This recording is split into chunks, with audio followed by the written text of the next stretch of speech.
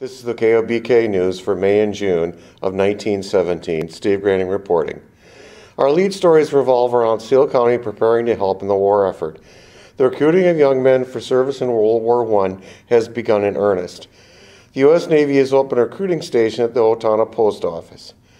National Guard Unit Company I have gotten to peacetime strength and is adding recruits to bring up to wartime numbers of 150 men.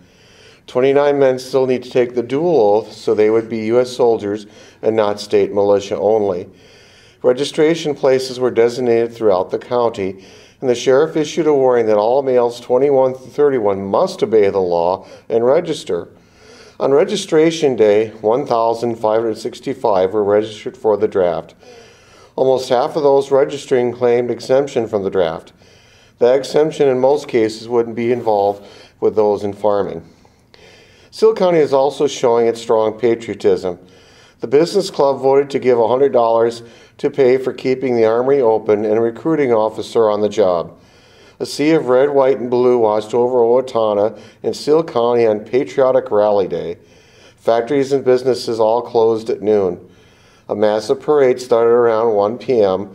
with bands playing, school children carrying banners, boys from the state school marching, Owatonna firemen carrying a huge flag, and other groups carrying flags and marching with horses, cannons, and other patriotic items. Veterans from previous wars and members of Company I marched as well.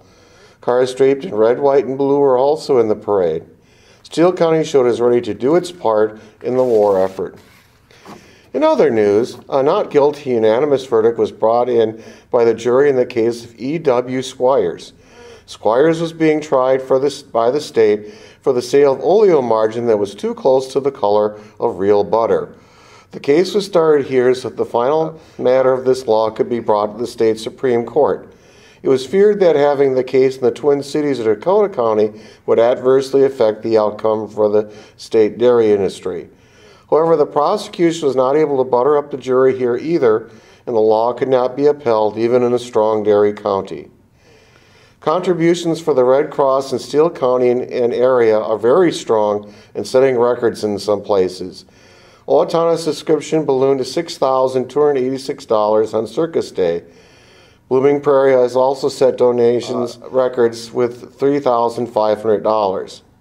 With these totals, the goal for our district that includes Steele, Waseca, and Dodge counties of $50,000 may well be reached.